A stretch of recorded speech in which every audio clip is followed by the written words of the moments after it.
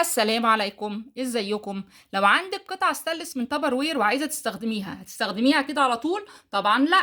لازم الاول نشيل الطبقة الشمعية اللي عليها اللي حامياها. كل قطعة ستانلس في تبر وير بتبقى عليها طبقة شمعية بتبقى حامية القطعة دي لغاية لما توصل لك وتقدري تستخدميها. وعشان تستخدميها بكل سهولة وامان لازم تتعرفي ازاي تشيلي الطبقة الشمعية دي.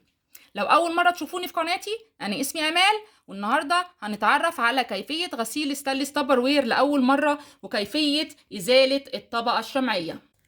تعالوا الأول نتعرف على القطعة اللي هنستخدمها النهاردة وأوريكم الشياكة والأناقة في تقديم الحاجة. احنا عندنا النهاردة القطعة اللي هنستخدمها الطاسة 20 سنتي، وهنا طبعا على الكرتونة بيقول لنا تعليمات الاستخدام ان هي بتتحط على الفرن الكهرباء والفرن الغاز والسيراميك وكمان الاندكشن.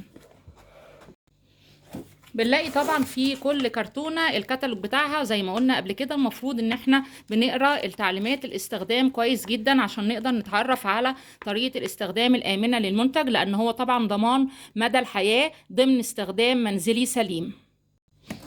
بنفتح الكرتونة بتاعتنا وبنلاقيها كمان برضو مغلفة من جوه، ده كمان عشان يضمن سهولة التخزين بتاعتها، ان هم بيحافظوا على القطع اللي بيجيبوها لنا بطريقة شيك على اساس ان هي توصلك بطريقة آمنة ما يحصلش فيها اي خدوش او اي حاجة. بنفتح من جوه كمان نلاقيها مكيسة، نلاقيها برضو بالكيس بتاعها. بصوا يعني اقصى درجات الحماية والامان للقطعة بتاعتنا دي. كده الطاسة 20 سنتي، وهنعرف دلوقتي ازاي هنقدر نغسلها لأول مرة قبل الاستخدام. هنجيب بقى طبق الغسيل بتاعنا وهنحط فيه مسحوق المواعين او مسحوق الاطباق بتاعنا اللي بنغسل بيه الاطباق، وهنحط عليه معلقتين كبار كربوناتو او بيكربونات الصوديوم، وهنحط عليه كمان الخل. هنحط حوالي ربع كوباية خل. الخليط ده كله هنحط عليه بقى المية السخنة عشان يبقى ده مسحوق النقع بتاعنا اللي هننقع فيه الطاسة بتاعتنا. ده كده مسحوق النقع بتاعنا. احنا لسه هنزود المية، وهناخد الطاسة بتاعتنا وهنحطها في كل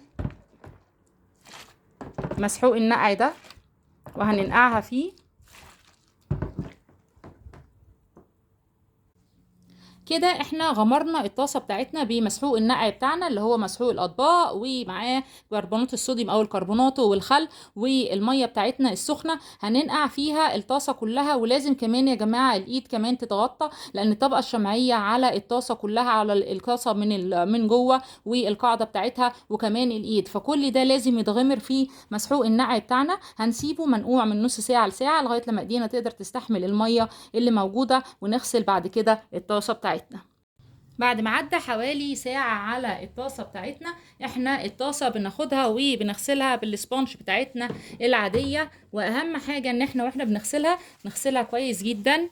احنا عندنا قاعدة الطاسة من جوه بنغسلها كويس جدا عشان نتأكد ان احنا شلنا الطبقة الشمعية اللي على الطاسة. اهم حاجة كمان اوعوا تحسبوا ان الطاسة من جوه وبس، لا طبعا في طبقة شمعية موجودة على القاعدة بتاعة الطاسة. القاعدة بتاعة الطاسة دي لو ما تشالش من عليها الطبقة الشمعية كويس، هتيجي تحطيها على النار بعد كده هتعمل لك بقعة صفرة هنا في الطاسة، وللأسف دي بره الضمان. احنا لازم نتأكد ان الطبقة الشمعية اتشالت من على الطاسة كلها تماما.